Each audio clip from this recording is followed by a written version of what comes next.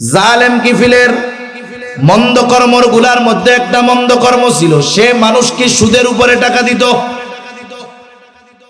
মানুষকে সুদের উপরে টাকা দিত। একদিন এক বিধবা সুন্দরী মহিলা অভাবের তাড়নায় জালেম কিফিলের কাছে আসছে, কিফিল আমারে কিছু টাকা ধার দাও। জালেম কিফিল বলে, আমি ধার দিতে পারবো না, সুদের উপরে নিতে পারো। আমাকে মাসে মাসে বা সপ্তাহে সপ্তাহে টাকার বিপরীতে এত সুদ দিতে হবে। মহিলা বলে, কিফিল সুদ দেওয়ার যদি সামর্থ্য আমার থাকতো তাইলে তো তোমার কাছে টাকা চাইতে আসতাম না। কিফিল যখন এই কথা বলছে, মহিলা বলে, কিফিল সাহায্য করো না। এইবার কিফিল শয়তানের দ্বারা ওয়াসওয়াসা দিছে। মহিলার দিকে তাকায়, দেখে মহিলার চেহারা সুন্দর। এইবার কিফিল মহিলাকে কুপ্রস্তাব দিয়া বসছে, বলে, শোনো, তুমি যদি সুদের টাকা না দিতে পারো, এই শর্তে তোমাকে আমি টাকা দিতে পারি যে তুমি আমার সাথে অমুক দিন গোপনে জেনায় লিপ্ত হবা, মিলিত হবা। হাদিসের মধ্যে আসছে, কাদাল ফাকিরু আইয়াকুনা কুফরা, দরিদ্রতা মানুষকে কুফরি পর্যন্ত পৌঁছায়া দেয়। এই জন্য দেখবেন অনেক অঞ্চলে এমন আছে, অল্প কিছু টাকার বিনিময়ে কেউ কাদিয়ানি হয়ে যায়, কেউ খ্রিস্টান হয়ে যায়। ঈমানের মতো এই সম্পদের মূল্য না বোঝার কারণে ৫-১০ হাজার টাকায় তারা ঈমানকে বিক্রয় করে দেয়। আবার সমাজের অনেক মানুষ অভাবের তাড়নায় পাপে জড়িত হয়ে যায়। জালেম কিফিলের এই প্রস্তাব মহিলা অভাবের কারণে মাইনা নিছে, বলে, ঠিক আছে, টাকাটা আগে দাও। হাদিসের মধ্যে আসছে, কিফিল ৬০ দিরহাম দিছে। কয় দিরহাম? ৬০ দিরহাম। এইবার জালেম কিফিল নির্ধারিত দিনে মহিলার বাড়িতে উপস্থিত হয়ে গেছে। এইবার জালেম কিফিল তার কর্ম করার জন্য প্রস্তুতি নিচ্ছে। অপর দিক দিয়া মহিলা ভয়ে থরথর করে কাঁপতেছে। এই অবস্থা দেখে জালেম কিফিল মহিলাকে জিজ্ঞাসা করে, মহিলা, আমি তো তোমারে জোর করি নাই, তুমি তো আমার দেওয়া শর্ত মেনে টাকা ধার নিছো, তাইলে এখন কেন এমন করতেছ? মহিলা বলে, কিফিল, আমি তো অভাবের কারণে তোমার কাছ থেকে শর্তে রাজি হয়ে টাকাটা নিয়েছি রে কিফিল। আমি তো কোনো দুশ্চরিত্রা নারী নই, কিন্তু অভাব আমাকে তোমার শর্তে রাজি হতে বাধ্য করেছে কিফিল।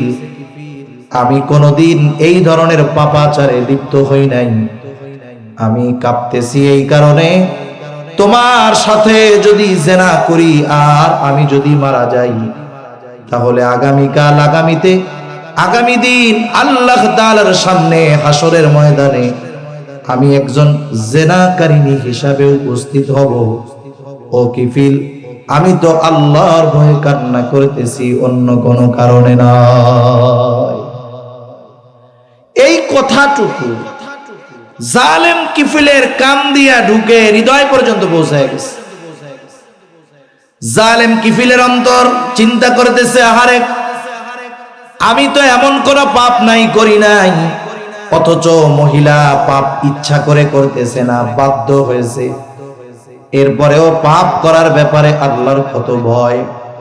মহিলার এই কথা জালেম কিফিলের অন্তর ছুঁয়ে গেছে। জালেম কিফিল মহিলাকে বলে, যাও মহিলা, তোমারে যে টাকা দিয়েছিলাম এটা তোমারে সদকা করে দিলাম, দেওয়া লাগবে না।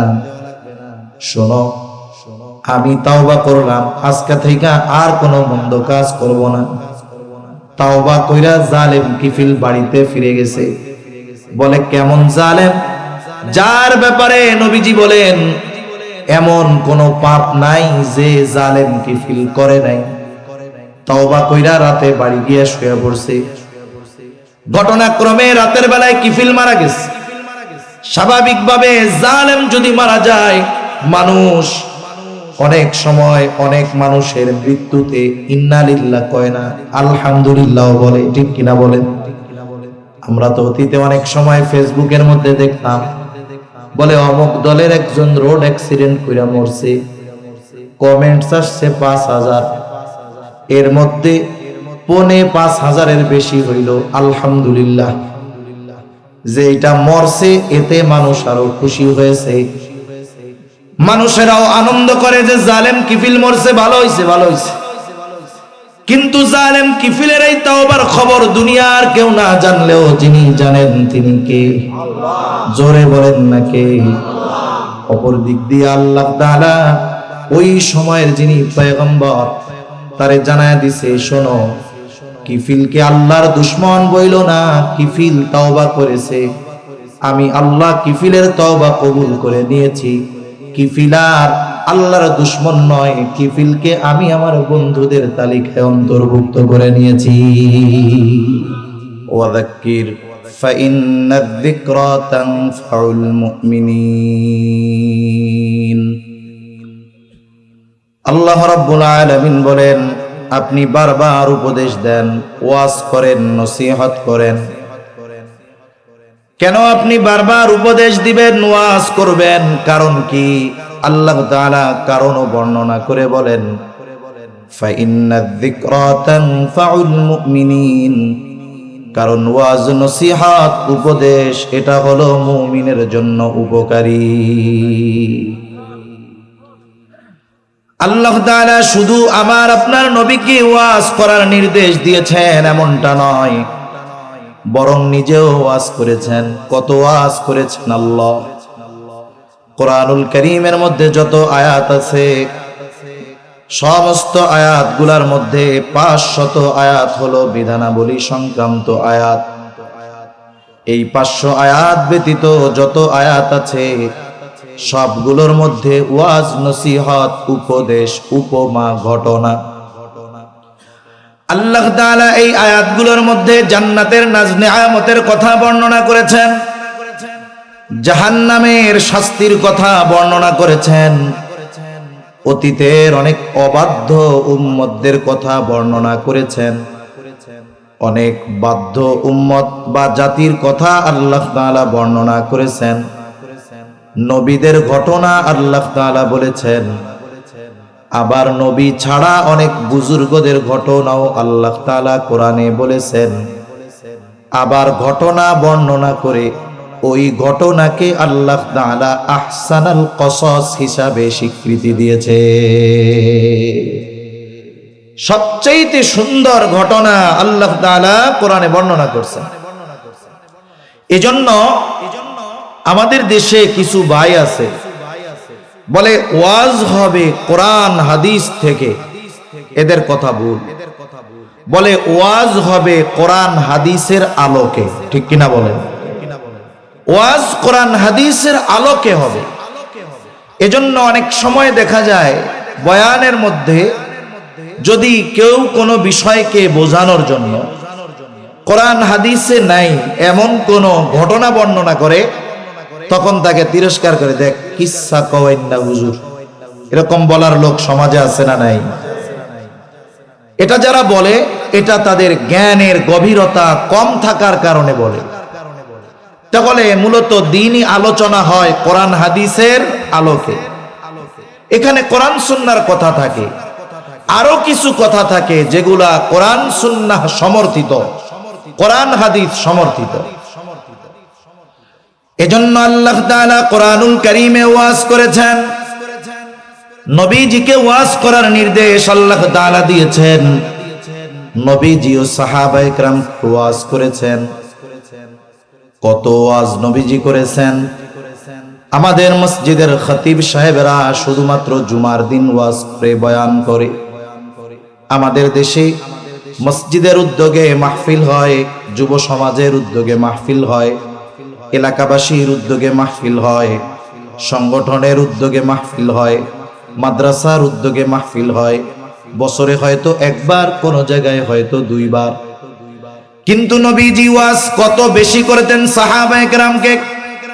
বলে প্রতি নামাজের পরে নবীজির যদি কোনো কাজ না থাকতো, ব্যস্ততা না থাকতো, আর নবীজি যদি মদিনায় থাকতেন, প্রত্যেক নামাজের পর নবীজি সাহাবায়ে কেরামকে সামনে নিয়ে ওয়াজ করতে।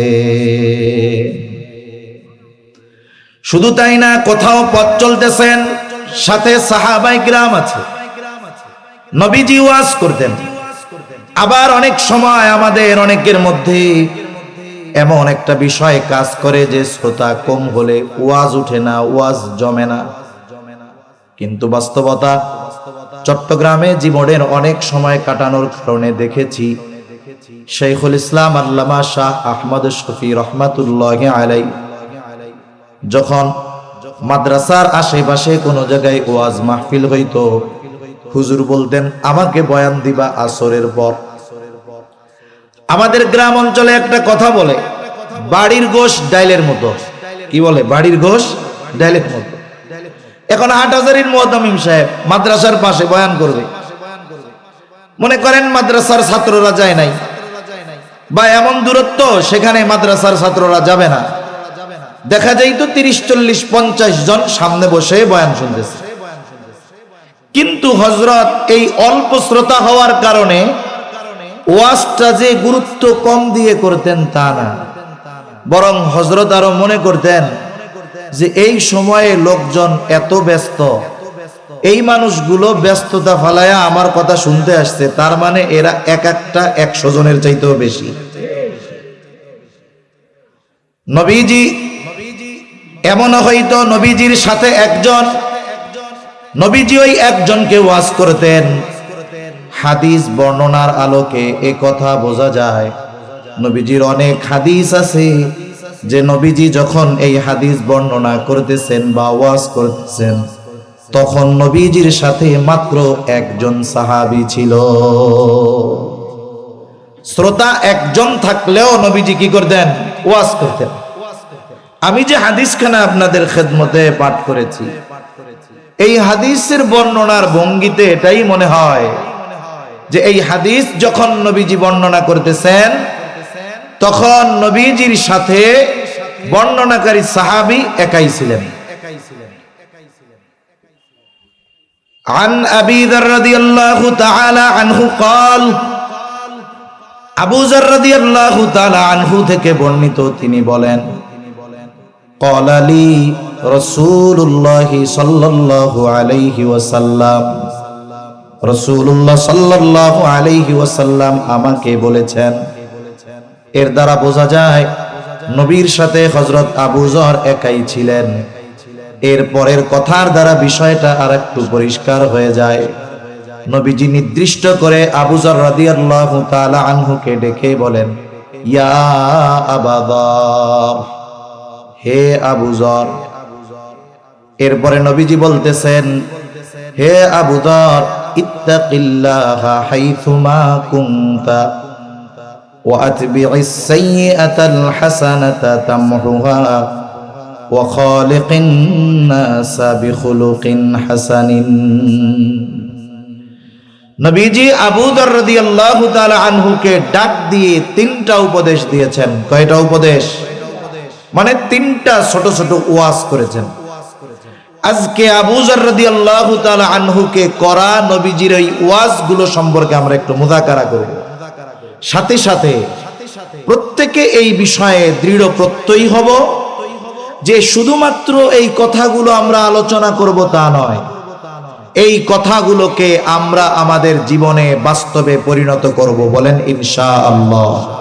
কারা কারা তৈরি আছে একটু হাত উঁচা করেন। নারায়ে তাকবীর, নারায়ে তাকবীর। মাশাআল্লাহ, হাত নামা। পরিণত করবেন তো ইনশাআল্লাহ? ইনশাআল্লাহ কিন্তু অরিজিনালটা বলতে হবে। এখন কিন্তু মানুষ নার বদলে ইনশাআল্লাহর ব্যবহার করে। মনে করেন একজন পরিচিত মানুষ, তার কাছে আপনি বললেন, ভাই আমার এই কাজটা আপনি তো কইরা দিতে পারবেন, একটু কইরা দিয়েন। আপনার সাথে তার সম্পর্ক ভালো। এখন আপনি চিন্তা করতেছেন মুখের উপরে না বইলা দেই কেমনে, এটা তো একটা খারাপ দেখা যাইব, লোকটাও কষ্ট পাবে। এখন মনে মনে কয় শব্দ তো একটা আছে, কয় ইনশাআল্লাহ, আল্লাহ চাইলে করব না। তার মানে না বলতে না পাইরা কি কইছে? ইনশাআল্লাহ বলছে। যদি নার বদলে ইনশাআল্লাহ বলা হয় এর দ্বারা কিন্তু ফাঁকি দেওয়া হবে, ধোঁকা দেওয়া হবে। এখন আপনারা কোন ইনশাআল্লাহ কইছেন? অরিজিনালটা কইছেন তো? আল্লাহ কবুল করুক, বলি আমিন। 1 নম্বর নির্দেশ, নবীজি বলেন ইত্তাকিল্লাহা হাইসুমা কুনতা। হে আবু যর, তুমি যেখানেই থাকো না কেন আল্লাহ তাআলাকে ভয় করবা, আল্লাহ তাআলাকে ভয় করবা। তাকওয়া শব্দ এটা আমাদের পরিচিত এক শব্দ। সাধারণত তাকওয়া শব্দের দুইটি অর্থ বেশি ব্যবহার হয়। এক নম্বর অর্থ, তাকওয়া অর্থ হলো ভয় করা, ভয় করা। এখন সাধারণত একজন মানুষ অপর আর একজন মানুষকে দুইটি কারণে ভয় করে। কয়টি কারণে? ভাই আওয়াজটা একটু শক্ত বানাইতে পারবেন? আর একটু রিভার্ব দিয়ে আর একটু ছেড়ে দেন। এমনি সুন্দর হইতেছে মাশাআল্লাহ। আমি অসুস্থ তো, আমার বলতে কষ্ট হইতেছে, এমনি মাইক খুব সুন্দর। তাকওয়া শব্দের দুইটা অর্থ সাধারণত ব্যবহার হয়। এক নম্বর অর্থ হলো ভয় করা, ভয় করা। সাধারণত মানুষ অপর মানুষকে দুইটি কারণে ভয় করে। কয়টি কারণে? একটু জবান খুলে জবাব দেন, কয় কারণে? এক নাম্বার ভয় করার কারণ হলো, মানুষ অপর মানুষকে ভয় করার এক নাম্বার কারণ, লোকটা যদি সন্ত্রাসী হয়, লোকটা যদি খারাপ হয়, তাহলে ওই খারাপ মানুষকে সমাজের মানুষ ভয় করে কি করে না? তাহলে এক নাম্বার ভয় করার কারণ হলো, লোকটা যদি মন্দ হয়, খারাপির কারণে তাকে ভয় করে। দুই নাম্বার ভয় করে কাকে? বলে সমাজের সম্মানিত মানুষ দেখলে ভয় করে। যেমন মনে করেন আমাদের সমাজে অনেক আহলুল্লাহ আছে, বুজুর্গানে দ্বীন আছে, অনেক বড় বড় আলেম আছে। একটা যুবক সাধারণভাবে অন্যায় করে, অপরাধ করে, কাউকে তোয়াক্কা করে না, কিন্তু দেখা যাবে যখন ওই বুজুর্গ তার সামনে আসবে অথবা সে ওই বুজুর্গকে দেখবে, ওই অবস্থায় সে অন্যায় আর করবে না। বলে কেন করে না? বলে ওই লোকটাকে সে ভয় পায়, এই জন্য করে না। কিন্তু এই ভয় খারাপ হওয়ার কারণে ভয় নয়, বরং এই ভয় ওই ব্যক্তির আজমত সম্মানের দিকে লক্ষ্য রেখে সে ভয় করে। দুই ভয়ের মধ্যে দুইটা জিনিস থাকে। একটা হলো মানুষের খারাপির কারণে যদি ভয় করে, ওই ভয়ের মধ্যে ঘৃণা থাকে। কি থাকে? জোরে বলেন। ঘৃণা থাকে। আর যদি কোনো মানুষ কারো সম্মানের দিকে খেয়াল করে ভয় করে, বলে ওই ভয়ের মধ্যে ভালোবাসা থাকে, ওই ভয়ের মধ্যে মোহাব্বত থাকে।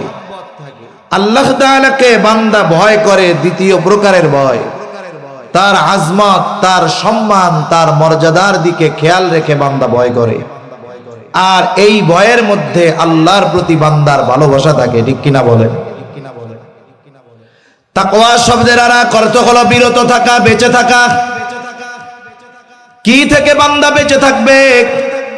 বলে যেই আল্লাহর আজমতের দিকে খেয়াল রেখে তাকে ভয় করে, বলে আল্লাহ তাআলার নিষেধ সমূহ থেকে সে বেঁচে থাকবে। তার মানে দুইটা শব্দের সমন্বয় যদি আমরা ঘটাই, বিষয়টা এমন হয়, যেই ব্যক্তি আল্লাহর আজমতের দিকে খেয়াল রেখে আল্লাহকে ভয় করে আল্লাহ তাআলার নিষেধ সমূহ থেকে বেঁচে থাকে, এটাই হলো তাকওয়া। আর যেই ব্যক্তি এই কাজটা করে তার নাম হলো মুত্তাকি। কথা কি বুঝতেছেন? ভাই গরম পানিটা তাড়াতাড়ি আনতে বলেন, গরম পানি। আমার কথা কি বুঝতেছেন? কষ্ট হচ্ছে না তো? নাকি ঘুম চলে আসতেছে? তাহলে মুত্তাকিকে বলে যে আল্লাহ রাব্বুল আলামিনের আজমতের দিকে খেয়াল রেখে আল্লাহকে ভয় করে তার নিষেধ সমূহ থেকে যে বেঁচে থাকে, সে হলো মুত্তাকি। কোরআনুল কারীমে আল্লাহ তাআলা তাকওয়া অর্জনের নির্দেশ দিয়েছেন। আল্লাহ তাআলা কোরআনুল কারীমের মধ্যে বলেন, ইয়া আইয়ুহাল্লাযীনা আমানুত্তাকুল্লাহা হাক্কা তুকাতিহি ওয়া লা তামুতুন্না ইল্লা ওয়া আনতুম মুসলিমুন। আল্লাহ তাআলা বলেন, হে ঈমানদারেরা, তোমরা আল্লাহ তাআলাকে ভয় করো, ভয় করার মতো ভয়। আর মুসলমান না হয়ে তোমরা মৃত্যুবরণ করো না। তাহলে কোরআনুল কারীমে তাকওয়া অর্জনের নির্দেশ যিনি দিয়েছেন তিনি কে? জোরে বলেন। এখন তাকওয়া কাকে বলে, মুত্তাকি কে, এটা তো আগেই বুঝতে পেরেছেন আশা করি। বুঝেন নাই? এখন যদি জিজ্ঞাসা করি যে মুত্তাকি কে, একেবারে সহজ কথায় বুঝাইছি, কে বলতে পারবেন? কে বলতে পারবেন যে মুত্তাকি কে? একটু আগে কইছি না? বলেন তো মুত্তাকি কে? যে আল্লাহর আজমতের দিকে খেয়াল রেখে আল্লাহকে ভয় করে আল্লাহর নিষেধ থেকে বাঁচে, সে হলো মুত্তাকি। এই মুত্তাকি, এই গুণ অর্জন করার নির্দেশ কে দিয়েছেন? ভাই আসলে বিষয় হলো কি, আমি কই, আমি যখন আলোচনা করি আপনারা যদি একটু বেখেয়াল হন ছুটে যাবে। আর আমি আলোচনা করব পার্ট বাই পার্ট। আপনাকে আমার সামনের কথা বুঝতে হলে পেছনের কথা মনে রাখতে হবে। আমি কিন্তু চোখ বুঝা কানে হাত দিয়ে টান দিতে পারি না, কিন্তু কথা বোঝার জন্য খেয়াল দিয়ে বুঝতে হবে। এখন তো আমার কষ্ট লাগতেছে যে এত সুন্দর করে বুঝাইলাম যে মানুষ মানুষকে দুই কারণে ভয় করে, কোন কোন কারণে তাও বললাম। আমরাও আল্লাহকে ভয় করব, কোন বিষয়টা খেয়াল রেখে ভয় করব তাও বললাম। এখন এই ভয় করার পরে এরপরে কি করব এও বললাম। আর যে আল্লাহর আজমতের দিকে খেয়াল রেখে ভয় করে আল্লাহর নিষেধসমূহ থেকে বেঁচে থাকবে সে মুত্তাকি। এই পর্যন্ত যখন বললাম, একটা লোক হিম্মত করে কইতে পারলেন না, এটা আমার দুঃখ লাগতেছে। বাকি সময়গুলো খেয়াল দিয়ে শুনবেন তো ইনশাআল্লাহ। নাকি আমার কথা বুঝেন না? কোনো সমস্যা হইতেছে? বুঝতে কষ্ট হইতেছে? আচ্ছা, যদি বুঝতে সমস্যা হয় আল্লাহ যেন আমাকে বোঝানোর মতো ভাষা দেন যেগুলোর দ্বারা আমি আপনাদেরকে কথাগুলো বুঝাইতে পারি। বলেন আমিন। তাহলে মুত্তাকি হওয়ার নির্দেশ দিয়েছেন কে? জোরে বলেন। এই নির্দেশ কোথায় আছে? জোরে বলেন কোথায়? আমি কি কঠিন প্রশ্ন করতেছি আপনাদের? একটা গল্প কই তাইলে শুনেন। সম্ভবত হুসাইন আহমদ মাদানী রহমাতুল্লাহি আলাইহি এক মজলিসের মধ্যে বয়ান করতেছে, আলোচনা করতেছে, বয়ান করে হযরত চলে যাবে। এখন ওই এলাকার একজন ভক্ত ছিল হযরতের, খুব টাকাওয়ালা, সম্পদওয়ালা, দিনদার মানুষ। উনি নিয়ত করছে হযরতকে ওনার বাড়িতে মাহফিলের পরে খানা খাওয়াবে, এটা ওনার ইচ্ছা। হযরতের সাথে আরো 5-7 জন আছে। এই নিয়তে উনি হযরতের পাশে আইসা বসছে, বারবার চেহারার দিকে তাকাইতেছে। হযরত তো আগের থেকেই চিনে। বয়ানের এক ফাঁকে বলতেছে, মিয়া কিছু বলবা নাকি? বলে, জি হুজুর একটু কথা বলবো। তা কি গো বাবা? হযরত আপনার বয়ানের শেষে দোয়ার পরে আমার বাড়িতে আপনাদের সবার দাওয়াত। সে বলছে মূলত হযরত আর তার সাথে যারা সফর সঙ্গী তাদের দাওয়াত। আর হযরত কথা শেষ হওয়ার পরে মাইকে বলতেছে, বয়ানের পরে কেউ যাবেন না, সবার এই লোকের বাড়ি দাওয়াত আছে। একজনের যদি সামর্থ্য থাকেও আয়োজন করার জন্য সময়ের দরকার আছে না নাই? এখন যখন হযরত এই ঘোষণা দিছে, লোকটার চেহারা তো লাল হয়ে গেছে, অবস্থা তো খারাপ। চেহারার দিকে তাকায় হযরত বুঝতে পারছে গড়বড় কিছু হইছে। কি হইছে মিয়া?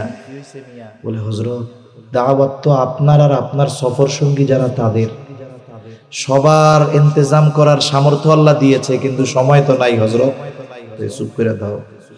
এখন বলে দাওয়াত সবার, তবে শর্ত আছে। শর্ত হইল আমার সামনে দাঁড়ায়া দোয়ায় কুনুত যে পড়া পড়তে পারবো এ আমার সাথে দাওয়াতে যাইব। অবস্থা কি জানেন? অনেক হাফেজে কোরআন আছে, নির্ভুল ভাবে তিলাওয়াত করে ফেলে, কিন্তু নামাজে দাঁড়াইলে সূরা ফাতিহা পড়তে ডর লাগে। আর ওনার মতো একজন ব্যক্তির সামনে পড়তে গেলে দেখা যাবে যেই নামাজ দোয়ায় কুনুত প্রতিদিন পড়া হইতেছে এটাও ভুল হয়ে যেতে পারে, ঠিক কিনা বলেন? এখন হুজুর যে প্রশ্ন করছে, এই প্রশ্ন অবস্থার আলোকে জবাব জানা থাকলেও দেওয়ার সাহস কেউ করবে না। তা আমি তো আপনাদের কঠিন কোনো প্রশ্ন জিজ্ঞাসা করব না, সহজ সহজ কথা একটু জবাব দিলে আমারও একটু ভাল লাগবে যে আপনারা মনে হয় কথা বুঝতেছেন। না বুঝলেও একটু জবাব দিয়া বুঝার অভিনয় করেন। আমি তো একটু মেহমান, যাতে আমি বুঝি না ওনারা বুঝতেছে মনে হয়। তো যাই হোক, তাকওয়া অর্জনের নির্দেশ আল্লাহ দিয়েছেন আছে কোথায়? কোরআনে। এই কোরআনুল কারীমের একটা বৈশিষ্ট্য আছে, অনেক বৈশিষ্ট্যের একটি বৈশিষ্ট্য হলো আল্লাহ তাআলা যখন কোরআনুল কারীমে কোনো আদেশ দেন, এই আদেশ শুধু দিয়েই আল্লাহ শেষ করে দেন না, বরং এই আদেশ দেওয়ার পরে ওই আদেশ কর্মে বা আমলে পরিণত করার পদ্ধতিও জানিয়ে দেন কে? এই যে আদেশ কর্মে পরিণত করার পদ্ধতি আল্লাহ জানিয়ে দেন, এটাও সাধারণত দুই পদ্ধতিতে। কয় পদ্ধতিতে? এক নাম্বার পদ্ধতি বলে আদেশ করার সাথে সাথে ওই আদেশ বাস্তবায়নের সুস্পষ্ট নীতিমালাও আল্লাহ বলে দেন। আরেকটা হলো আদেশ করার পরে একেবারে সুস্পষ্টভাবে ওই আদেশ আমল করার পদ্ধতি বলে দেন না, তবে সূত্র জানায়া দেন। অনেক উদাহরণ দেওয়া যাবে, একটা দেই। কোরআনুল কারীমে নামাজের নির্দেশ আছে না নাই? আল্লাহ তাআলা কোরআনুল কারীমের মধ্যে বারবার নামাজের কথা বলেছেন।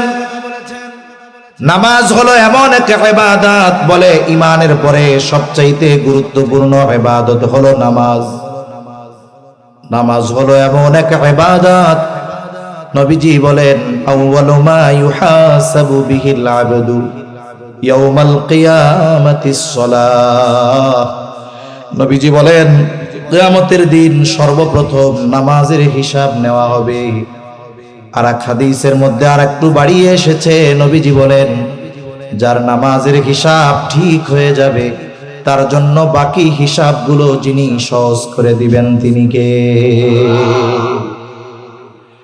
এত গুরুত্বপূর্ণ ইবাদত নামাজ, আদেশ আছে কোরআনে, হাদিস বাদ দিয়ে, নবীর সুন্নাহ বাদ দিয়ে, শুধুমাত্র কোরআনুল কারীমটা দিয়ে এই পৃথিবীর সব আলেমদেরকে বলেন যে আপনাদের দায়িত্ব হলো নবীর সুন্নাহর দিকে যাওয়া যাবে না, হাদিসের দিকে যাওয়া যাবে না, সরাসরি এই কোরআন থেকে ফজরের যে 2 রাকাত সুন্নাত, এই সুন্নাত নামাজ পড়ার পদ্ধতি শুধুমাত্র কোরআন থেকে বের করে দেন।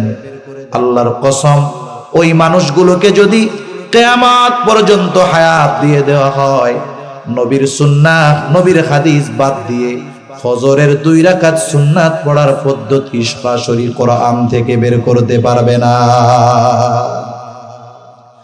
এজন্য কোরআন যদি বুঝতে হয় নবীকে লাগে।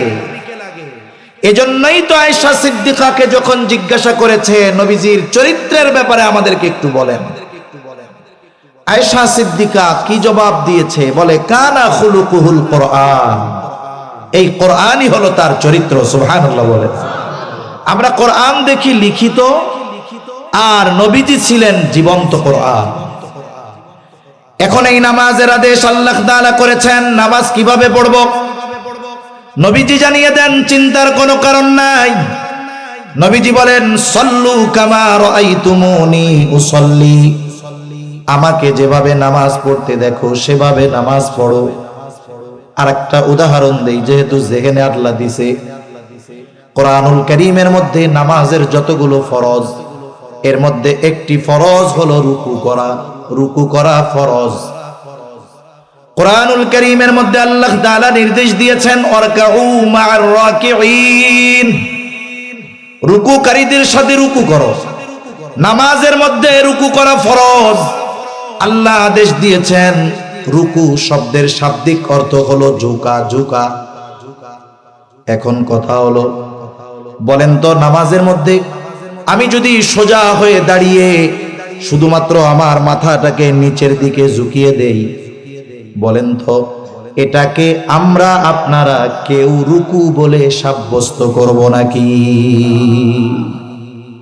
আমি যদি বলি যে কোরআনে আল্লাহ রুকু করতে বলেছে, রুকু শব্দের অর্থ ঝোঁকা, বলবেন না না না, এটুকু ঝুঁকলে রুকু হবে না। তাহলে নামাজের ফরজ রুকু করা, কোরআনে আল্লাহ নির্দেশ দিয়েছেন, কিন্তু ঝুঁকতে হবে কতটুকু কোরআনে নাই। পাবে কোথায়? আল্লাহ ডিরেকশন দিয়ে দিয়েছেন, ওটা আমার নবীর থেকে শিখে নাও। সুবহানাল্লাহ বলেন। তাহলে কোরআনে যখন আল্লাহ তাআলা কোনো বিষয়ের আদেশ করেন, ওই বিষয়ের উপরে আমল করার পদ্ধতিও বলে দেন কে? একটা পদ্ধতি হয় সরাসরি স্পষ্টভাবে, আরেকটা হলো স্পষ্টভাবে বলেন না, তবে আমল করার পদ্ধতি কোথায় গেলে পাওয়া যাবে এটা আল্লাহ বলে দেয়।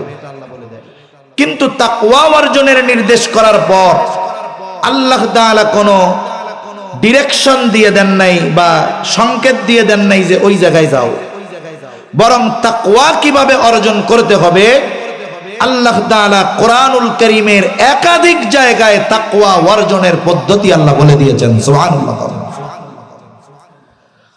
এক নাম্বার, একটা দুইটা পদ্ধতি বলবো। এক নাম্বার পদ্ধতি আল্লাহ তাআলা বলেন, ইয়া আইয়ুহাল্লাযীনা আমানুত্তাকুল্লাহ। আল্লাহ তাআলা নির্দেশ দিচ্ছেন, হে ঈমানদারেরা তোমরা মুত্তাকি হও। এখানে আরেকটা কথা বলা দরকার, আল্লাহ তাআলা কোরআনুল কারীমের মধ্যে ঈমানদারদেরকে স্পেসিফিক ভাবে তাকওয়া অর্জনের কথা বলেছেন, আবার সামগ্রিকভাবে সকল মানুষকে তাকওয়া অর্জনের কথা বলেছেন।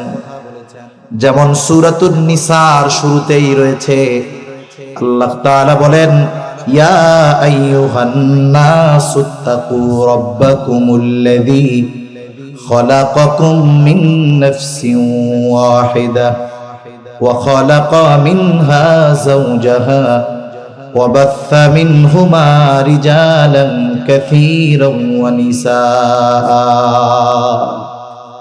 এই আয়াতের শুরুতে আল্লাহ তাআলা সমগ্র মানব সম্প্রদায়কে উদ্দেশ্য করে তাকওয়ার কথা বলেছেন।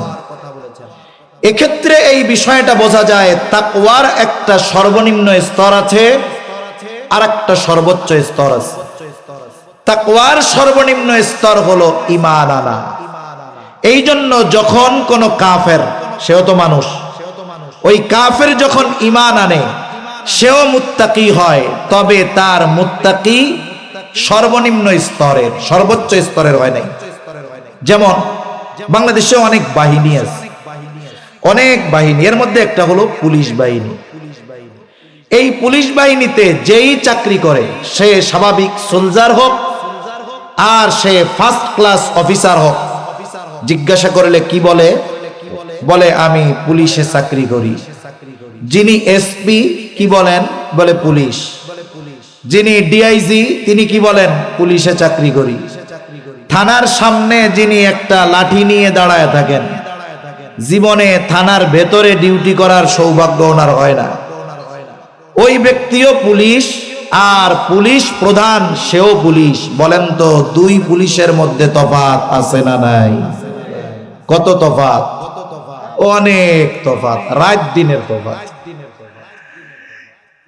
একজন ঈমান এনেছে সেও মুত্তাকি, আর আল্লাহ তাআলা ঈমানদারদেরকে বলতেছেন তাকওয়া অর্জন করো। তার মানে বোঝা গেল সাধারণ মানুষকে উল্লেখ করে আল্লাহ যেই তাকওয়ার কথা বলেছেন, ঈমানদারদেরকে উদ্দেশ্য করে ওই তাকওয়ার কথা আল্লাহ বলেন নাই। তাহলে আমরা তো ঈমানদার, আমাদের কি নিম্ন স্তরের তাকওয়া অর্জন করলে হবে না উচ্চ স্তরের তাকওয়া অর্জন করতে হবে? এই উচ্চ স্তরের তাকওয়া অর্জন করার নির্দেশ আল্লাহ তাআলা দিয়ে বলেন, ইয়া আইয়ুহাল্লাযীনা আমানুত্তাকুল্লাহ। আল্লাহ তাআলা বলেন, হে ঈমানদারেরা তোমরা মুত্তাকি হয়ে যাও। আমি আপনি যদি জিজ্ঞাসা করি আল্লাহ মুত্তাকি হওয়ার নির্দেশ দিলেন, কেমন করে আমরা মুত্তাকি হব? আল্লাহ তাআলা যতগুলো পদ্ধতি বলে দিয়েছেন এর মধ্যে একটা পদ্ধতি আল্লাহ তাআলা বলেন, ওয়াকুনু মা'আস সাদিকিন। আল্লাহ তাআলা কেমন যেন বলে, বান্দারে তুমি যদি মুত্তাকি হতে চাও সত্যবাদীদের সঙ্গী হয়ে যাও। একটু খেয়াল দিয়ে কথাগুলো শুনতে হবে। আল্লাহ তাআলা কিন্তু বলেন নাই আবেদদের সঙ্গী হয়ে যাও, যারা রাত জেগে ইবাদত করে তাদের সঙ্গী হয়ে যাও, যারা দান সাদাকা বেশি করে তাদের সঙ্গী হয়ে যাও। আল্লাহ তাআলা সত্যবাদিতার কথাকে কেন উল্লেখ করেছেন? বুজুর্গানে দিন বলেন, একটা মানুষ তখনই সত্যবাদিতার গুণে গুণান্বিত হতে পারে যখন তার মধ্যে বাকি সমস্ত গুণ পাওয়া যায়। একটা গল্প বলি, কষ্ট হবে না তো আপনাদের? একেবারে প্রত্যন্ত অঞ্চলে একটা ছেলে, সে শহরে লেখাপড়া করছে। গ্রামের মানুষ আগে, এখনো অনেক জায়গায় আছে যে কোনো মতে যদি আইয়া পাস করে মনে করে এটা হলো আমাদের দেশের সবচাইতে বড় শিক্ষিত, আইয়া পাস করলে। এইরকমও অনেক গ্রাম এখনো আছে। এখন ওই প্রত্যন্ত অঞ্চলের ওই গ্রামের একটা ছেলে শহরে লেখাপড়া করছে, ঢাকা ভার্সিটিতে মাস্টার্স অনার্স মাস্টার্স কমপ্লিট করছে, পিএইচডি করছে, সাথে সাথে বিসিএস ক্যাডারও হয়ে গেছে, বড় সরকারি চাকরি করে, বাংলাদেশের সব লেখাপড়া তার শেষ। এখন গ্রামে যখন আসছে, গ্রামের মানুষ দলে দলে তারে দেখতে আসছে যে আমাদের গ্রামে এত উচ্চ শিক্ষিত একজন মানুষ, তার চেহারাটা না দেখলে হয়। আগে মানুষ যখন 3-4টা লেটার নিয়ে পাস করত, 3-4 গ্রাম পর থেকে ওই ব্যক্তিকে দেখার জন্য আসতো। এখন ওই ছেলেকে দেখতে আসছে, সবাই দেখা চলে গেছে, একজন মুরব্বী প্রবীণ মানুষ পাশে দাঁড়ায় আছে। ওই লোকটাকে দাঁড়ানো দেখে ছেলেটা জিজ্ঞাসা করে, চাচা যান, আপনি কি কিছু বলবেন? তা মুরব্বী সৎ সরল মানুষ বলতেছে, বাজার শুনলাম তুমি নাকি অনেক লেখাপড়া শিখছো, সব লেখাপড়া তোমার শেষ, তা তুমি কি লেখাপড়া করছো বাজার? তা উনি বলতেছে, চাচা আমি ঢাকা ভার্সিটি থেকে অনার্স শেষ করেছি, মাস্টার্স কমপ্লিট করেছি, অমুক বিষয়ের উপরে আমি পিএইচডি করেছি, আবার সাথে সাথে ফাঁকে বিসিএসও দিয়ে দিয়েছিলাম, একেবারে বড় সরকারি এক চাকরি পেয়েছি। এখন মুরব্বী তো বুঝে যে আইয়া পাস করলে বড় শিক্ষিত। মুরব্বী কি বুঝে? আইয়া পাস করলে বড় শিক্ষিত। এখন মুরব্বী কপালটা ঘুষায় জিজ্ঞেস করে, বাজান এত লেখাপড়া তো করলা, তুমি কি আইয়া পাস করছিলা আব্বা? এখন কন্ত যেই ছেলে আইয়া পাস করবে না, সে কি অনার্সে ভর্তির যোগ্য বলে বিবেচিত হবে? তার মানে একজনের পরিচয় জিজ্ঞাসা করছে, আপনার নাম কি? বলে আমার নাম মুফতি অমক। এখন আমি যদি জিজ্ঞাসা করি, ভাই আপনি মুফতি বুঝলাম, আপনি কি মৌলানা হইছিলেন? এখন যে মাওলানা হয় নাই, দাওরা দেয় নাই, সে কি মুফতি হইতে পারবে? তার মানে যিনি বলবেন যে আমি মাস্টার্স কমপ্লিট করেছি, তার মানে আগের সব লেখাপড়া উত্তীর্ণ হয়ে এরপরে তিনি ওইখানে পৌঁছেছেন। সাদিকিন, এই সত্যবাদিতার গুণ হলো এমন এক গুণ যার মধ্যে ইবাদতের গুণ থাকবে, যার মধ্যে দান সাদকার গুণ থাকবে, যার মধ্যে ন্যায়পরায়ণতার গুণ থাকবে। সকল গুণের সমন্বয়ে যেখানে বলে ওই ব্যক্তি সাদিকিনদের অন্তর্ভুক্ত। এজন্য আল্লাহ তাআলা বলেন, এই ধরনের মানুষের সঙ্গী হয়ে যাও। 2 নম্বর পদ্ধতি আল্লাহ তাআলা বলেন, ইয়া আইয়ুহাল্লাযীনা আমানুত্তাকুল্লাহ। আল্লাহ তাআলা বলেন, হে ঈমানদারেরা তোমরা মুত্তাকি হও। আমরা যদি জিজ্ঞাসা করি আল্লাহ কেমন করে মুত্তাকি হব, আল্লাহ তাআলা বলেন, ওয়াল তানদুর নাফসুম মা কদ্দামাত লিগাদ। আল্লাহ তাআলা বলেন, তুমি নজর দাও তুমি আগামীর জন্য কি প্রেরণ করেছো। আল্লাহ তাআলা বলতেছেন, মুত্তাকি যদি হতে চাও তুমি নজর দাও আগামীর জন্য কি প্রেরণ করেছো। আগামী মানে ফিউচার, মানে ভবিষ্যৎ। সাধারণত ভবিষ্যৎ আমাদের জন্য 2 প্রকারের। কয় প্রকারের? আপনাদের কি কষ্ট হইতেছে? তাকবীর দেন, নারায়ে তাকবীর, নারায়ে তাকবীর। কষ্ট হইলে বলবেন, না বুঝলেও বলবেন, ভালো না লাগলেও বলবেন। সাধারণত আমাদের জন্য ভবিষ্যৎ কয় প্রকারের? জোরে বলেন। 2 প্রকারের। একটা হলো অনিশ্চিত ভবিষ্যৎ, আর একটা হলো সুনিশ্চিত ভবিষ্যৎ। অনিশ্চিত ভবিষ্যৎ কোনটা? বলে এই দুনিয়ার হায়াতের ভবিষ্যৎ হলো অনিশ্চিত। অথচ দেখা যায় আমরা সুনিশ্চিত ভবিষ্যতের চাইতে অনিশ্চিত ভবিষ্যৎ নিয়ে চিন্তিত বেশি। মনে করেন একটা মানুষ সরকারি চাকরি করে, 18 বছর বয়সে চাকরি শুরু করেছে, 62 বছর বয়সে তার চাকরি থেকে রিটায়ার্ড হবে। বলেন তো এই ছেলেটার যেই দিন বেতন চালু হয়ে যায়, গভর্নমেন্ট কি তাকে তার পূর্ণ বেতন দিয়ে দেয়? নাকি তার বেতন থেকে কিছু টাকা কেটে রেখে জমাতে থাকে? কিছু টাকা জমায়। এটা দিবে কোন সময়? ওই 62 বছর পরে চাকরি যখন ছাড়বে। কেন দিবে? চিন্তা করবে 20 বছর থেকে 62 বছর, এই 42 বছর আমার অধীনে চাকরি কইরা লোকটা জীবন যৌবন সব শেষ করে দিল। এখন আমার অধীনে 40 বছর থেকে যখন বাড়িতে যাবে 62 বছর বয়স, পরিশ্রম করার মতো শক্তি ক্ষমতা তার আর থাকবে না। তাইলে কিছু কিছু টাকা জমাই, ওরে যখন চাকরি থেকে শেষ হবে বয়স, এই টাকারে দ্বিগুণ কইরা ওরে মোটা অঙ্কের বস্তা বইরা টাকা দিয়া কমু যাও, বাড়িতে গিয়া বইয়া বইয়া খাইবা। সরকার তার বেতন থেকে কিছু টাকা জমায়, ও চিন্তা করে এখন তো সময় আছে, আমিও প্রতি মাসে 3000 কইরা জমাই। কোন নিয়তে? বলে ওই যে চাকরি ছাড়ার পরে আমার যেন কারো কাছে হাত পাততে না হয়, ওই সময় যেন আমি বৈশা বৈশা খাইতে পারি, এই নিয়ত কইরা সরকারও জমায়, ও জমায়। বলেন কিসের চিন্তায়? ভবিষ্যতের চিন্তায়। কিসের চিন্তায়? জোরে কোন। এখন বলেন তো, যেই ভবিষ্যতের চিন্তায় সরকারও চিন্তিত, সেও চিন্তিত, ওই ভবিষ্যৎ পর্যন্ত ওই ব্যক্তি পৌঁছাতে পারবে কিনা এর কোনো নিশ্চয়তা আছে? তাহলে আমরা সবাই বেশি চিন্তিত অনিশ্চিত ভবিষ্যৎ নিয়ে। আল্লাহ তাআলা এখানে আগামী দ্বারা সুনিশ্চিত ভবিষ্যতের কথা বলেছেন। আল্লাহ তাআলা বলেন, ওই সুনিশ্চিত আগামীর জন্য কি জমাইছো, কি প্রেরণ করেছো, ওই দিকে একটু নজর দিও, হিসাব কিতাব কইরো। বুজুর্গানে দ্বীনের ভাষায় একটা শব্দ আছে মুহাসাবা। মুহাসাবা হিসাব করা, জীবনের হিসাব। আপনাদের এই শায়েস্তাবাদ বাজার বড় একটা বাজার, এই বাজারে নিশ্চয়ই 2-4 জন আছে খুব বড় ব্যবসায়ী, আছে না এরকম? অনেক ব্যবসায়ী আছে, হুট করে বড় ব্যবসায়ী হয়ে যায় নাই।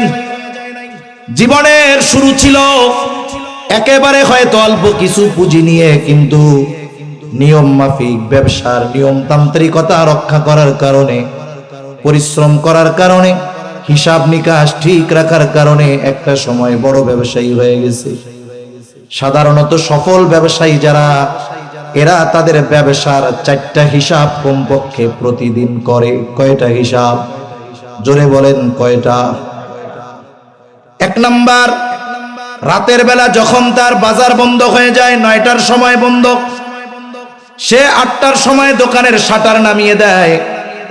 দোকানের ভিতর এবার বসে সে ইবাদত করে এমনটা নয়, বরং কর্মচারী সকলকে নিয়ে বসে আর হিসাব করতে শুরু করে। 1 নাম্বার হিসাব করে আজকে বেচা কেনা কত হলো, 2 নাম্বার হিসাব কত টাকার মাল কিনলো, 3 নাম্বার হিসাব আজকে বাকি কত গেল, 4 নাম্বার হিসাবটা হলো এইগুলার উপরে ভিত্তি করে একটা সংখ্যা বের করে যে আজকে আমার লাভ থাকতে পারে কত টাকা। যে যেই ব্যবসা করে, যে যে ব্যবসায় দক্ষ, একটা সেলের উপরে নির্ভর করে, বিক্রয়ের উপরে নির্ভর করে সে লভ্যাংশের পরিমাণ বের করে ফেলতে পারবে।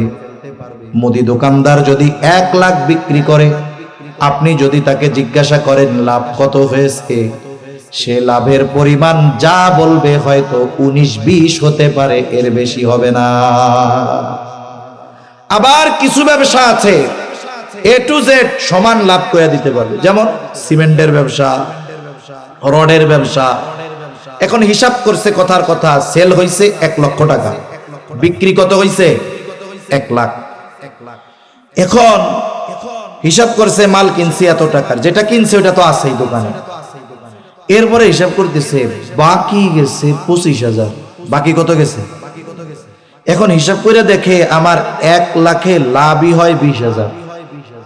বলেন তো, আজকে 1 লক্ষ টাকা বিক্রয়ে তার যে লাভ হয়, সেই লাভের টাকা তার পকেটে আছে, বরং আরো 5,000 মূলধন থেকে নাই, আর বাকির নাম হলো ফাঁকি। বাকি যখন কারো কাছে যায়, ওই টাকা ওঠানো খুব খবর আছে। এজন্য অনেক দোকানে লেখা থাকে যে বাকি দিয়া আপনাকে বিপদে ফেলতে চাই না। বাকি দিলে অসুস্থ হয়ে যায়, আত্মীয় স্বজন মারা যায়, পেটে ব্যথা হয়, এই জন্য অনেক দোকানদার বাকি দিতে চায় না। এখন ও চিন্তা করতেছে এভাবে যদি চলতে থাকে আমার সেল বাড়লো কিন্তু আমার তো টাকা থাকতেছে না। এখন কি করে? কর্মচারীদের বলে, এই শোন, আগামীকাল যদি আমার বাপও আসে খবরদার বাকি দিবি না। যেই 25,000 বাকি গেছে ওই 25,000 আমার সেল করা লাগবে না। সেল আমার 75,000 হোক, নগদে হোক, লাভ আবার 5,000 কম হোক, কোনো অসুবিধা নাই, কিন্তু বাকি দেওয়া যাবে না। এই কথা বলে দোকানে তালা মেরে বাড়িতে চলে যায়। এর দ্বারা কি বোঝা গেল? একজন দোকানদার তার রাতের বেলা হিসাবের মাধ্যমে আগামী দিনের ব্যবসার কর্মপন্থা নির্ধারিত করে যে আমার আগামী দিনের ব্যবসাটা এইভাবে চালাতে হবে। অনুরূপভাবে এই হিসাব শুধু টাকা পয়সার বেলায় করলে হবে না, এই হিসাবটা আমাদের জীবনের সাথেও করার দরকার আছে না নাই? এজন্য বুজুর্গানে দিন মুহাসাবার কথা বলেন। মুহাসাবা হলো নিজের সাথে নিজে হিসাব করা। কি হিসাব করব? রাতের বেলা বিছানায় শুয়েছি, বিছানায় শুয়ে মোবাইলটা না ধরে একটু চিন্তা করব যে আজকে সারাদিন ভালো কাজ কয়টা করলাম, মন্দ কাজ কয়টা করলাম। একটা মানুষ যদি নিজের সারাদিনের ভালো কাজ আর মন্দ কাজের হিসাব বের করতে চায় 10 ঘন্টা লাগবে না, 10 মিনিট যথেষ্ট। ঠিক কিনা বলেন? এরপরে সে হিসাব করে দেখলো আজকে দিনে মন্দ কাজ বেশি, ভালো কাজ কম, অথবা ভালো কাজ বেশি, মন্দ কাজ কম, তাহলে তো ভালো কথা। কিন্তু যখন চিন্তা করবে আজকে সারাদিনে আমার মন্দ কাজ বেশি, ভালো কাজ কম, তার মধ্যে হয়তো এই চিন্তা আসবে যে হায় রে, আমার আজকের রাতটা যদি শেষ রাত হয়ে যায়। কত মানুষ রাতের বেলায় ঘুম গেছে সুস্থ, সকাল বেলা আর জাগ্রত হইতে পারে নাই। আমারও যদি পরিস্থিতিটা এমন হয়ে যায়, আমারও যদি জীবনের খাতায় সওয়াবের চাইতে পাপ বেশি হয়ে যায়, কিয়ামতের দিন আল্লাহ তাআলার সামনে পাপীদের কাতারে দাঁড়ানো লাগবে। এই চিন্তাটা যদি তার অন্তরের মধ্যে আসে, আশা করা যায় ও তাওবা করবে, আল্লাহর কাছে বলবে, আল্লাহ জীবনে অনেক পাপ করেছি, জানি না আজ রাতটা শেষ রাত কিনা, আপনি আমারে খালেস তওবা করতেছি, মাফ করে দেন। সে যদি খালেস তওবা করে, আশা করা যায় আল্লাহ রাব্বুল আলামিন তার তওবা কবুল করবে। আল্লাহ না করুন ওই ব্যক্তি যদি ওই রাতের বেলা মারা যায়, আশা করা যায় কিয়ামতের দিন নিষ্পাপ অবস্থায় আল্লাহর সামনে দণ্ডায়মান হবে। এজন্য রাতে শোবার সময় একটু চিন্তা করা দরকার, জীবনের হিসাব করা দরকার যে এই ঘুম যদি আমার শেষ ঘুম হয়, কারণ ঘুমকে বলা হয় মৃত্যুর মতো, আন-নাওমু কাল মাউত, মৃত্যু হলো, ঘুম হলো মৃত্যুর মতো। আর যদি না জাগতে পারি তাহলে কি হবে? এজন্য প্রতি রাত্রে জীবনের একটু হিসাব করা দরকার আছে না নাই? যে আখিরাতে ভালো থাকার জন্য কি পাঠাইতেছি একটু হিসাব করা দরকার। একটা ঘটনা শোনাই, হাদিসের ঘটনা। হাদিসের মধ্যে এক জালেমের ঘটনা আসছে, তার নাম হইল কিফিল। ভাই ভলিউমটা একটু বাড়ান, আওয়াজটা ছাড়ে না, টন টন করেন। জালেম কিফিল এর ঘটনা একবার দুইবার না, নবীজি বারবার বর্ণনা করছেন। জালেম কিফিল, কাফা লাম দিয়া তার নামটা আসছে। তার ব্যাপারে হাদিসে আসছে এমন কোন পাপ নাই যে এই কিফিল করে নাই। জালেম কিফিলের মন্দ কর্মর গুলার মধ্যে একটা মন্দ কর্ম ছিল, সে মানুষকে সুদের উপরে টাকা দিত, মানুষকে সুদের উপরে টাকা দিত। একদিন এক বিধবা সুন্দরী মহিলা অভাবের তাড়নায় জালেম কিফিলের কাছে আসছে, কিফিল আমারে কিছু টাকা ধার দাও।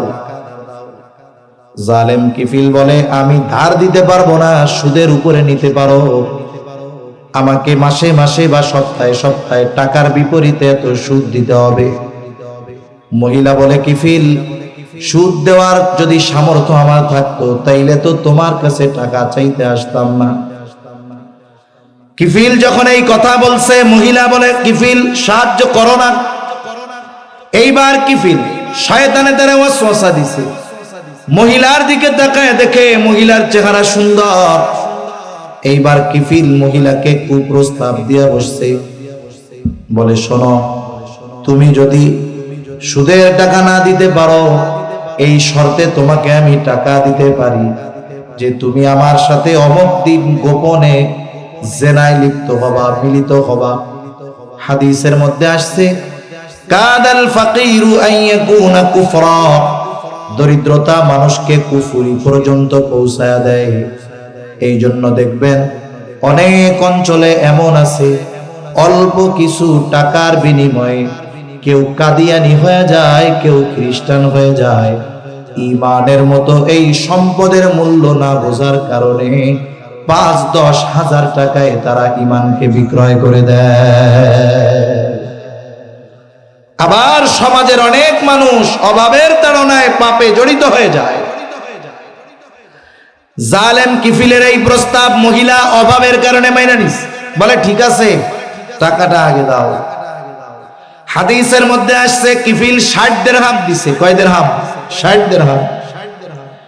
এইবার জালেম কিফিল নির্ধারিত দিনে মহিলার বাড়িতে উপস্থিত হয়ে গেছে। এইবার জালেম কিফিল তার কর্ম করার জন্য প্রস্তুতি নিচ্ছে। অপর দিক দিয়া মহিলা ভয়ে থরথর করে কাঁপতেছে।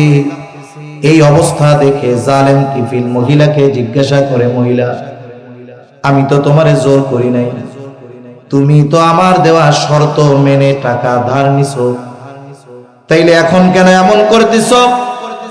মহিলা বলে, কিফিল, আমি তো অভাবের কারণে তোমার কাছ থেকে শর্তে রাজি হয়ে টাকাটা নিয়েছি রে কিফিল। আমি তো কোনো দুশ্চরিত্রা নারী নই, কিন্তু অভাব আমাকে তোমার শর্তে রাজি হতে বাধ্য করেছে কিফিল। আমি কোনোদিন এই ধরনের পাপাচারে লিপ্ত হই নাই। আমি কাঁপতেছি এই কারণে, তোমার সাথে যদি জেনা করি আর আমি যদি মারা যাই, তাহলে আগামীকাল আগামী দিন আল্লাহ তাআলার সামনে হাসরের ময়দানে আমি একজন জেনাকারিনী হিসাবে উপস্থিত হব। ও কিফিল, আমি তো আল্লাহর ভয়ে কান্না করতেছি, অন্য কোনো কারণে নয়। এই কথাটুকু জালেম কিফিলের কান দিয়া ঢুকে হৃদয় পর্যন্ত পৌঁছায় গেছে। জালেম কিফিলের অন্তর চিন্তা করতেছে, আহারে, আমি তো এমন কোন পাপ নাই, করি নাই, অথচ মহিলা পাপ ইচ্ছা করে করতেছে না, বাধ্য হয়েছে। এরপরেও পাপ করার ব্যাপারে আল্লাহর কত ভয়। মহিলার এই কথা জালেম কিফিলের অন্তর ছুঁয়ে গেছে। জালেম কিফিল মহিলাকে বলে, যাও মহিলা, তোমারে যে টাকা দিয়েছিলাম এটা তোমারে সদকা করে দিলাম, দেওয়া লাগবে না। শোনো, আমি তাওবা করলাম, আজকে থেকে আর কোনো মন্দ কাজ করব না। তাওবা কইরা জালেম কিফিল বাড়িতে ফিরে গেছে। বলে, কেমন জালেম? যার ব্যাপারে নবীজি বলেন এমন কোন পাপ নাই যে জালেম কিফিল করে নাই। তাওবা কইরা রাতে বাড়ি গিয়ে শুয়ে পড়ছে। ঘটনাক্রমে রাতের বেলায় কিফিল মারা গেছে। স্বাভাবিকভাবে জালেম যদি মারা যায়, মানুষ অনেক সময় অনেক মানুষের মৃত্যুতে ইন্না লিল্লাহ কয় না, আলহামদুলিল্লাহ বলে, ঠিক কিনা বলেন?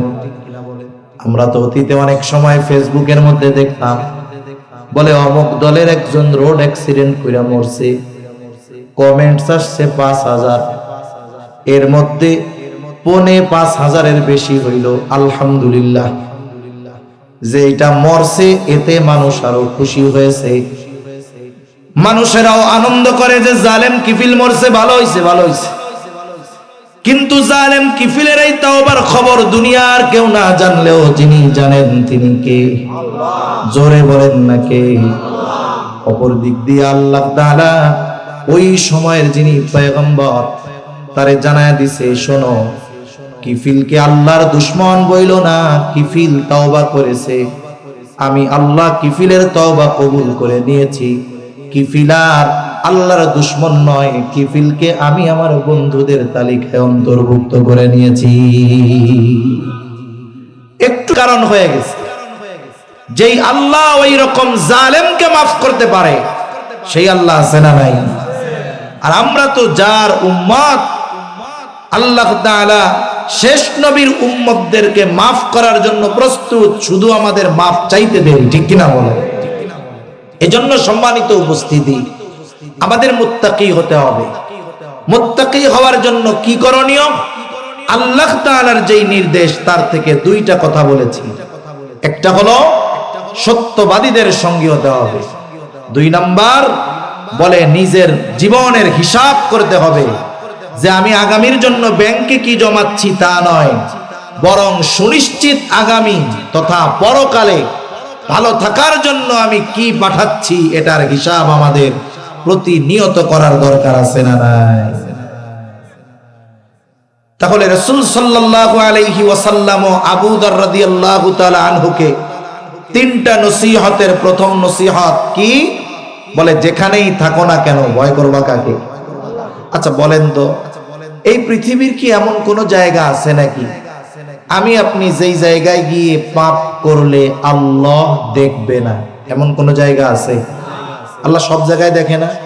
আমাদের বাহিরেও দেখে, অন্তরের ভিতরেও কি দেখে। আল্লাহ তাআলা কি বলেন শুনেন, ওয়ালাকাদ খালাকানাল ইনসানা ওয়া না'লামু মা তুওয়াসওয়িসু বিহি নাফসুহু ওয়া নাহনু আকরাবু ইলাইহি মিন হাবলিল ওয়ারিদ। আল্লাহ তাআলা বলেন আমি মানুষ সৃষ্টি করেছি, শুধু তাই না, ওয়া না'লামু মা তুওয়াসওয়িসু বিহি নাফসুহু, আমি জানি কোন জিনিস তাদের অন্তরের মধ্যে ওয়াসওয়াসা দেয়। এই পৃথিবীতে অনেক আধুনিক মেশিন বের হয়েছে, ওই মেশিনের মধ্যে যদি আমাকে আপনাকে ঢুকায় দেওয়া হয়, আমার আপনার শরীরের কোন কোন অর্গান গুলো অসুস্থ হতে পারে সেটাও জানা যায়। দেখবেন মাঝে মধ্যে খবরে আসে যে রাষ্ট্রপতি তার হেলথ ফলো আপ করানোর জন্য সিঙ্গাপুরে গেছে, স্বাস্থ্য পরীক্ষা করার জন্য, চিকিৎসা নিতে না। এই সময় কেন যায়? এ সময় গিয়ে মূলত উনি দেখে যে ওনার দেহের গুরুত্বপূর্ণ অর্গানগুলোর কি অবস্থা, কিডনি কত পার্সেন্ট ভালো আছে, ব্রেন কত পার্সেন্ট ভালো আছে, হার্টে কোনো ব্লক ধরা পড়ার সম্ভাবনা আছে কিনা, এগুলো দেখার জন্য যায়, চিকিৎসার জন্য না, ফলো আপ করানোর জন্য।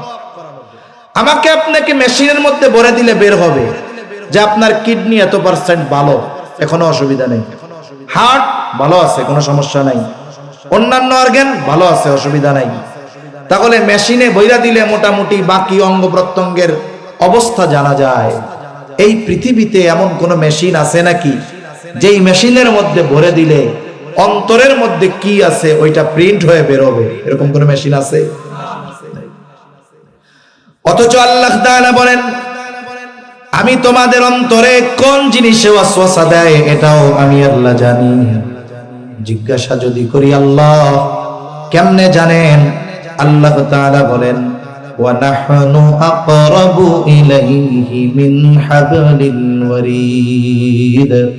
আল্লাহ তাআলা বলেন বান্দা আমি তোমার শাহরগের চাইতে অধিক নিকটে, এই জন্য জানি। বুজুর্গানে দিন বলেন আমি আপনি আমার আপনার যত কাছে, তার চাইতে আমার আপনার বেশি কাছে যিনি তিনি কে? হযরত লোকমান নাম শুনছেন? কোরআনুল কারীমে একটা সূরাও আছে, লোকমান হাকীম, প্রজ্ঞাবান একজন ব্যক্তি। আচ্ছা, একটা হলো যেই জায়গায় আমি আপনি জীবনে যাই নাই, প্রথম যাইতেছি, চিনি না, বলেন তো যাওয়ার সময় রাস্তা কাছে মনে হয় না দূরে মনে হয়? আসার সময় এখন আমি যদি এক তরফা ভাবে কথা কইতেই থাকি, এখন আমি শেষ করবো কোন সময় এটা তো আর আপনারা জানেন না, জানেন না। এই জন্য অনির্দিষ্ট গন্তব্যের দিকে চলা যাবে না। এতে কি হয়? এতে অসুবিধাটা হয় কি, শ্রোতা মনে করে যেমনি শুরু করছে আল্লাহ জানে উনি নাকি অসুস্থ, এখন ঘন্টা পার হয়ে গেছে এখনো ব্রেক মারার নামে খবর নেই। তা ব্রেক কোন সময় মারমু একটু কইয়াই দেই। এখন আমার ঘড়িতে বাজে 11টা 5, আমার টার্গেট ছিল 11টা 15 পর্যন্ত। মানুষ বল খেলা হয় না মাঠে, বল খেলা কয় মিনিটে? 90 মিনিটে। 90 মিনিটের পরে কিন্তু কয়েক মিনিট হয়।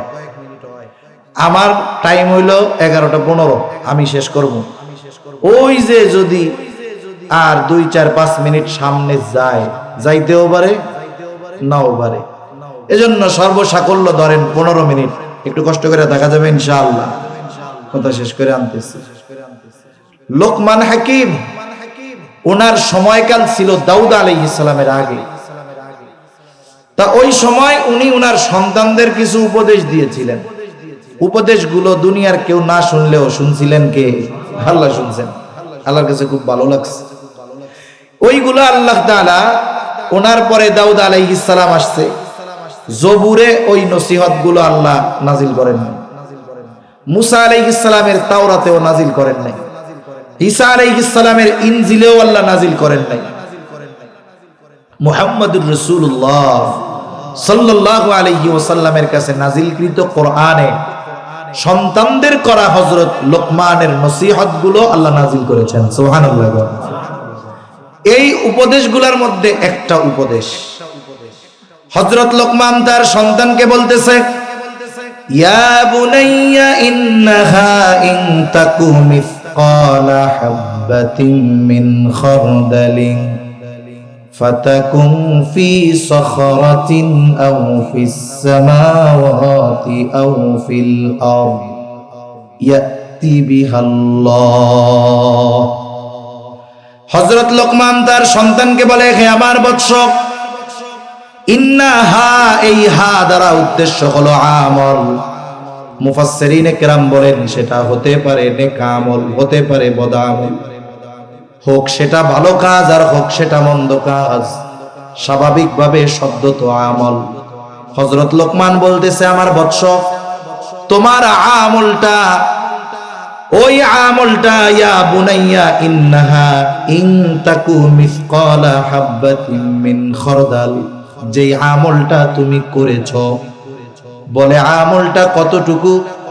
হযরত লোকমান বলেন, আমলটা যদি সরিষা দানা পরিমাণ হয়। আমলটা করছো কোথায়? বলে ফাতাকুম ফি সখরা, যদি তুমি কোনো পাথরের মধ্যে ওই আমলটা করো, আও ফিস সামাওয়াত, যদি আসমানেও করো, আও ফিল আরদ, জমিনেও যদি করো। কতটুকু আমল? সরিষা দানা পরিমাণ। হযরত লোকমান বলে, ইয়াতি বিহাল্লাহ, আল্লাহ তাআলা যেখানেই তুমি ওই সরিষা দানা পরিমাণ আমলটা করো না কেন, সেটাও যিনি হাজির করবেন তিনি কে? এই আয়াতের তাফসীরে একটা হাদিস আসছে। হাদিসটা হলো আনাস রাদিয়াল্লাহু তাআলা আনহু থেকে বর্ণিত। নবীজি বলতেছে, তোমাদের কেউ যদি কোনো আমল করে, সেটা সরিষা দানা পরিমাণ হইতে পারে। বলে কোথায়?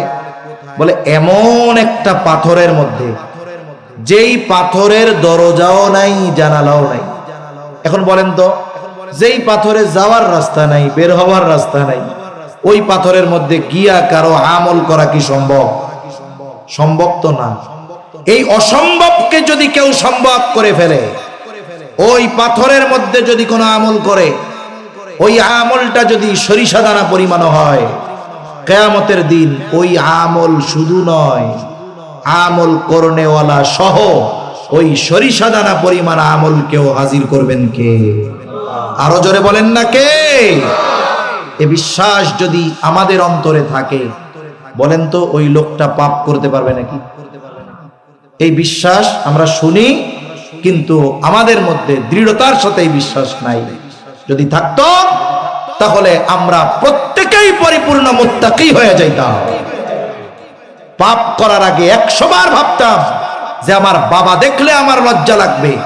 আমি বাবার দেখাকে লজ্জা পাই, পুলিশের দেখাকে ভয় পাই, ওস্তাদের দেখাকে লজ্জা পাই, কিন্তু আল্লাহ তাআলার দেখাকে লজ্জা পাই না, ভয় পাই না। যে আল্লাহ আমাকে বানিয়েছেন, যে আল্লাহ আমাকে রিজিক দেন, যে আল্লাহ আমার স্রষ্টা, ওই আল্লাহ সৃষ্টি জগতের এমন জায়গা নাই যেখানে তিনি দেখেন না, কোথাও গিয়ে পাপ করার সুযোগ নাই, অথচ পাপ করি, আল্লাহ দেখেন, লজ্জা পাই না। এজন্য উচিত সর্ব অবস্থায় এই চিন্তা করা, দেখেন কে, জোরে বলেন কে, আল্লাহ তাআলা দেখেন। এই বিশ্বাস যদি আমার আপনার দিলে পরিপূর্ণভাবে গেঁথে নিতে পারি, আল্লাহর কসম আমার আপনার চরিত্র মানুষের সামনে যেমন হবে, মানুষের অন্তরালে রাতের আধারে একাকী নিবৃতে আমার চরিত্রটা অনুরূপ হয়ে যাবে। আল্লাহর প্রতি এই বিশ্বাস ছাড়া আল্লাহর কসম প্রকৃত মুত্তাকি হওয়া সম্ভব। আল্লাহ আমাদের পরিপূর্ণ মুত্তাকি হওয়ার তৌফিক দান করেন। তাহলে নবীজি হযরত আবু যর রাদিয়াল্লাহু তাআলা আনহুকে এক নাম্বার নসিহত করেছে, হে আবু যর, যেখানেই থাকো না কেন ভয় করবা কাকে, জোরে বলেন। দুই নাম্বার নসিহত, ওয়া আতবি'is সাইয়্যাতাল হাসানাতা তামহুহা, তোমার দ্বারা যদি কখনো মন্দ কাজ হয়ে যায়, নেকের কাজ করবা, ভালো কাজ করবা। মনে রাখতে হবে মন্দ কাজটা যেমন, বিপরীতে ভালো কাজটাও তেমন হতে হবে, কমপক্ষে সমপর্যায়ের হতে হবে। যেমন কিছু মন্দ পাপ আছে, সেটা হলো কবিরা গুনাহ। কবিরা গুনাহ, এই মন্দ থেকে যদি বাঁচতে হয় তাওবা করতে হবে, ঠিক কিনা বলেন। আবার কিছু গুনাহ আছে শুধু মৌখিক তাওবার দ্বারা কাজ হবে না। একটা লোক সারা জীবন মানুষের হক নষ্ট করছে, মানুষের সম্পদ মেরে খেয়েছে, মানুষের জমি দখল দিয়েছে, এখন বয়স হয়ে গেছে 60 বছর, চিন্তা করে হায়াত তো শেষ, এখন আর আগের মতো চোখে দেখে না, এখন চিন্তা করছে আর পাপ টাপ করা যাবে না। এইবার সৌদি আরব চলে গেছে উমরা করার জন্য, হজও করে, 3 মাস অন্তর উমরাও করে। মক্কার আশেপাশের দোকানগুলোয় 1000 দানার তাসবিহ পাওয়া যায়। একটা তাসবিহ কিনা আনছে, আগে মসজিদে যাইতো না, এখন মসজিদ থেকে বাহিরই হয় না। 1000 দানার তাসবিহ নিয়ে শুধু কয় আস্তাগফিরুল্লাহ আস্তাগফিরুল্লাহ, আল্লাহ মাফ করে দেন। এই লোকটা যদি কিয়ামত পর্যন্ত হায়াত পায় আর যদি আস্তাগফিরুল্লাহ অনবরত পড়তে থাকে, আল্লাহর কসম ওই ব্যক্তি বান্দার হক আদায় না করা পর্যন্ত ওর তাওবা আল্লাহ কবুল করবে না। এজন্য গুনাহ যেমন, এর বিপরীতে তাওবাটাও তেমন হতে হবে। তার মানে মন্দ কাজটা যেমন, এর বিপরীতে ভালো কাজটাও কমপক্ষে ওই লেভেলের হইতে হবে। মনে করেন আমি একজন মুরব্বীর সাথে খারাপ আচরণ করে ফেলছি, কথার কথা, তখন কি করতে হবে? তার কাছে গিয়ে আমার ক্ষমা চাইতে হবে, মাপ চাইতে হবে, এটা হলো ভালো কাজ। কবিরা গুনাহ হয়েছে, আল্লাহর কাছে মাপ চাইতে হবে। অন্যের হক নষ্ট করা হয়ে গেছে, আল্লাহর কাছে মাপ চাওয়ার আগে তার কাছে মাপ চাইতে হবে, যে ভাই আপনার এই হক নষ্ট করেছিলাম, মাফ করে দেন। আল্লাহর কাছে বলবো, আল্লাহ আমাকে হক নষ্ট করেছিলাম, আপনিও মাফ করে দেন, সেও তো মাফ করে দিয়েছে। তার মানে মন্দ কাজের বিপরীতে ভালো কাজটা ওই লেভেলের হতে হবে।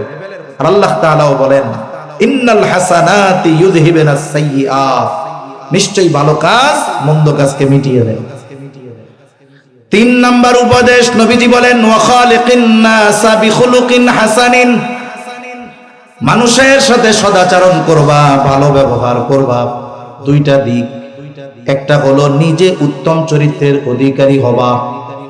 নিজে উত্তম চরিত্রের অধিকারী হলে লাভ কি? আমাদের চরিত্র যদি উত্তম চরিত্র হয় লাভ কি? আবু হুরায়রা রাদিয়াল্লাহু তাআলা আনহু থেকে বর্ণিত হাদিস, নবীজিকে জিজ্ঞাসা করা হলো, ইয়া রাসূলুল্লাহ, মিজানের মধ্যে সবচাইতে ওজন হবে কোন আমল? আমল ওজন দেওয়া হবে, কত বড় দেখা হবে না, এটারে গণনাও করা হবে না।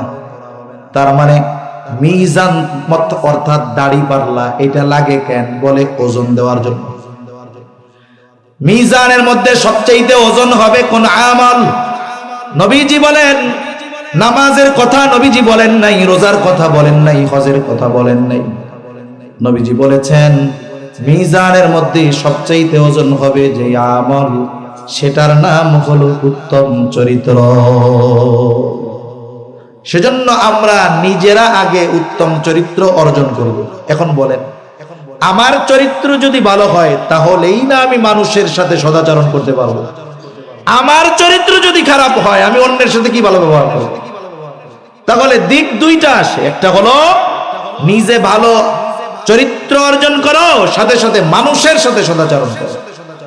এই যে মানুষের সাথে সদাচরণ, এটা ব্যাপক অর্থবোধক একটি শব্দ। সদাচার, মাতা পিতার সাথে সদাচরণ, আত্মীয় স্বজনের সাথে সদাচরণ, অমুসলিমের সাথেও আছে সদাচরণ, আত্মীয় স্বজনের সাথে আছে সদাচরণ, প্রতিবেশীর সাথে আছে সদাচরণ, মানুষ মানুষ হিসাবে মানুষের উপরে আছে সদাচরণ।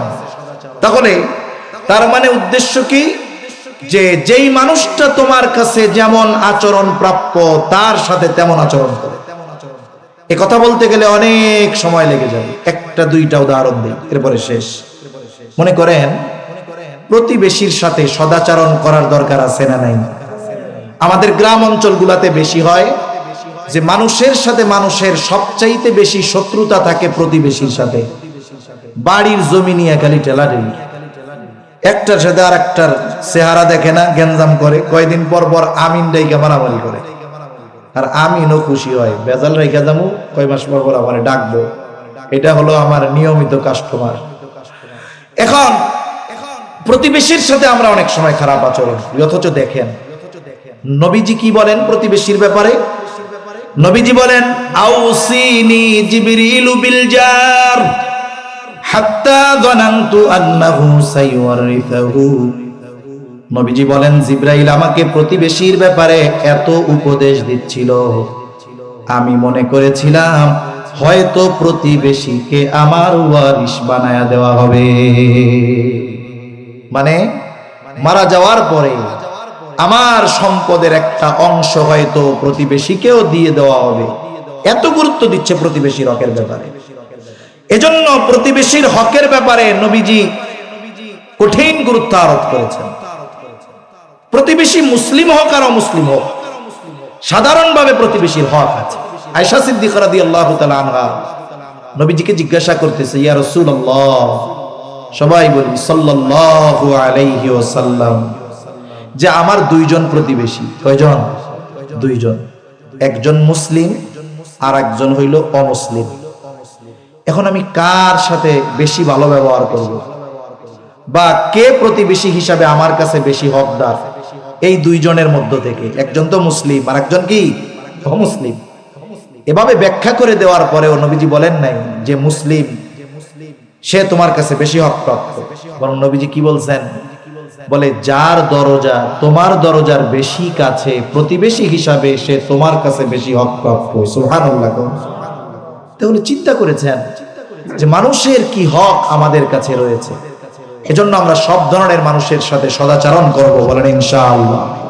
সাথে সাথে আমরা যারা বড়, আমরা ছোটদের স্নেহ করব, আর যারা ছোট আমরা বড়দের কি করব? শ্রদ্ধা করব। এই হাদিসটা খুব গুরুত্বপূর্ণ হাদিস। এই হাদিসের মধ্যে বুজুর্গানে দিন বলেন মোটামুটি গুরুত্বপূর্ণ সব হকের কথা নবীজি আলোচনা করেছেন। এক নাম্বার আল্লাহর হকের কথা বলছেন, শেষ কথা আর কি আল্লাহর হকের কথা বলেছেন। আল্লাহর হক কি? আল্লাহ তাআলাও বলেন, ওয়া'বুদুল্লাহ ওয়ালা তুশরিকু বিহি শাইআ। ইবাদত একমাত্র আল্লাহরই করতে হবে, সাথে সাথে তার সাথে কারো শরীক করা যাবে। এটা কার হক? জোরে বলেন কার হক? এখন বলেন তো, শুরুতে আমরা মুত্তাকি হওয়ার যে আলোচনা করলাম, ওই গুণ যদি কেউ অর্জন করে মুত্তাকি হয়, সে কি আল্লাহর হক নষ্ট করতে পারে? দুই নাম্বার মানুষের হকের কথা বলা হয়েছে। মানুষের হকের মধ্যে নিজের হকের কথা আগে বলা হয়েছে। নিজের হক কি? বলে নিজের উপরেও জুলুম করা যাবে না। এখন কইতে পারেন যে আমরা কি নিজেরা নিজেদের পিটাই নাকি? বলে না, পিটানোর মাধ্যমেই যে নিজের উপরে জুলুম করা হয় তা না। আমি যখন পাপ করি তখন আমি নিজের উপরে জুলুম করি। মানুষ মানুষের উপরে জুলুম করে কিসের মাধ্যমে? পাপ করার মাধ্যমে, গুনাহ করার মাধ্যমে। এখন বলেন তো, যেই লোকটা ওই কাজ করে, মন্দ কাজ হইলেই ভালো কাজ করে ফেলে, সে কি নিজের উপরে নিজে জুলুম করে? বরং সে নিজের হক নিজে আদায় করে। তিন নাম্বার মানুষের সাথে সদাচরণ, অন্যান্য মানুষের হক।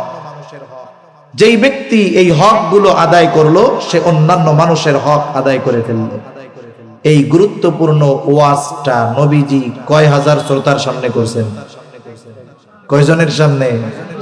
ওই কথা আমাদের পর্যন্ত পৌঁছায় গেছে। চিন্তা করছেন? অনেক সময় আমরা চিন্তা করি যে আমার সামনে যদি লক্ষ শ্রোতা না থাকে, ওয়াজ কে শুনবে? অথচ ওই যুগ 1500 বছর আগে নবীজি একজন সাহাবীকে এত গুরুত্বপূর্ণ ওয়াজ করেছেন। না লেখা রাখছিল, না মাইক ছিল, না রেকর্ডিং করা ছিল, কিন্তু দেখা যাবে হাজারো কোটি মানুষের কানে আল্লাহ তাআলা ওই ওয়াজ পৌঁছায় দিয়েছে। ঠিক কিনা বলেন?